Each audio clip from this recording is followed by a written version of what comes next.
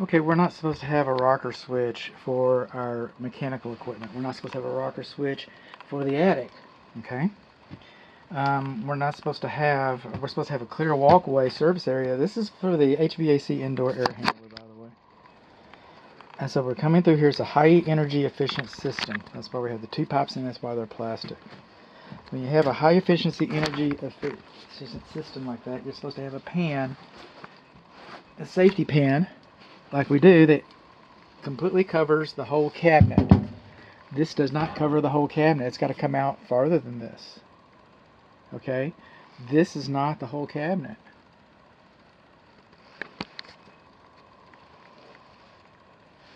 This is a screen for your condensate. And that's good to have a screen because they get clogged up and stuff, but you do not have a neutralizing filter. And unlike the water heater, this goes into the sewer pipes. This is the condensate, comes in,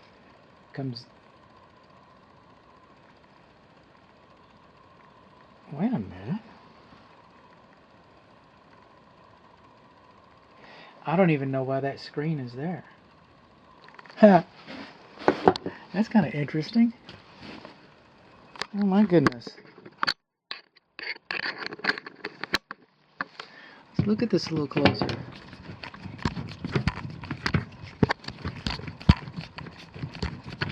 What do we have here? Inquiring minds want to know.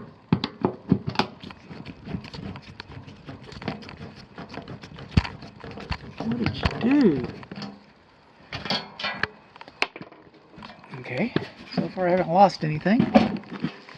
So far.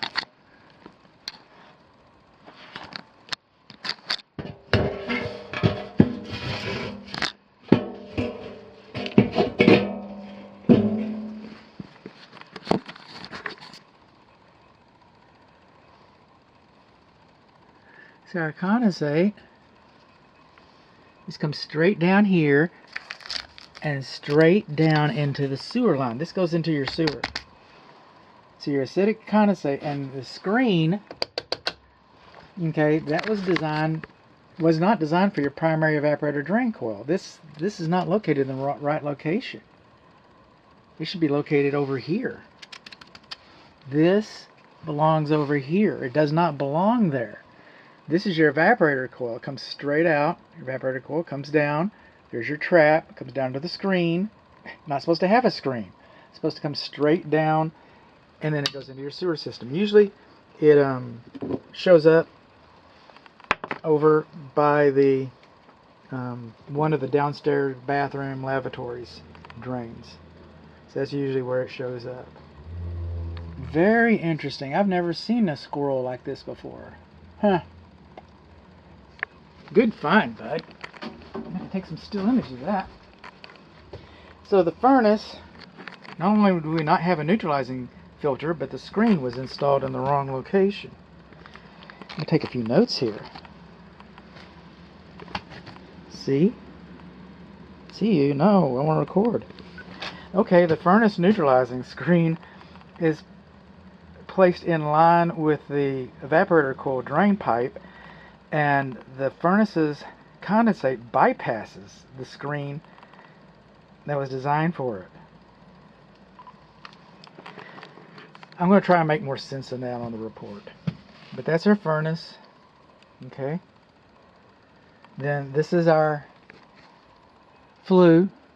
And our flue's not supposed to, it's cold. It's PVC, I get it, but it's not supposed to be in direct contact with the roof decking up there. Then we come over here, this is our evaporator coil. And then this is our clean out. Okay, we're supposed to have a cap on this. And this is our vent pipe, and we're not supposed to have a cap on this. In front of your trap is a clean out. Behind your trap is a vent pipe.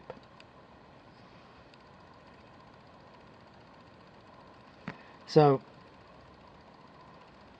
this trap is a shallow trap. What does that mean? Well, it's a high efficiency unit. You know, the air is coming across here. You got your coils. The coils are holding all the water.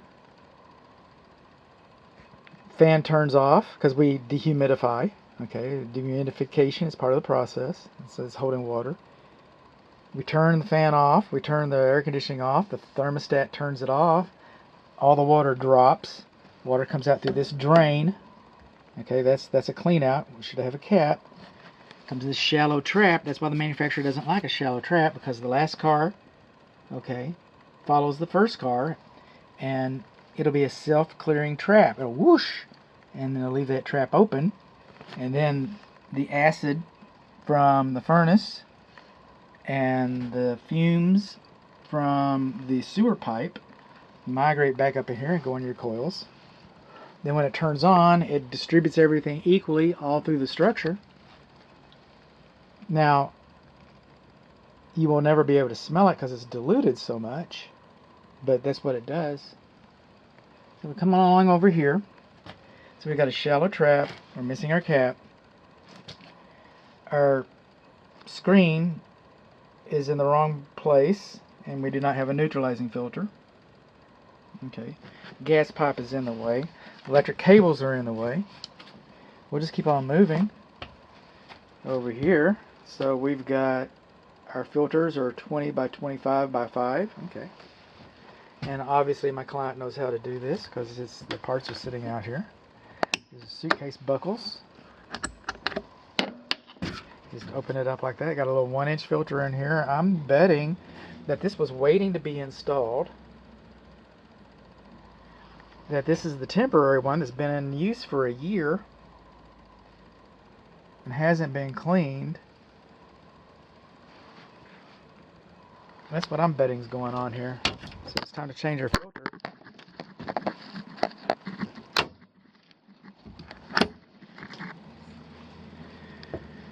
Okay.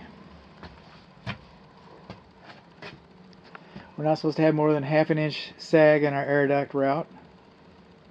We're not supposed to kink our air duct. See this nylon webbing? It should have saddles installed between the webbing and the duct, because this is going to curl up like the elastic in a cheap pair of underwear and cut your skin. It's going to cut your air duct. It's going to restrict your air duct and keep it from flowing.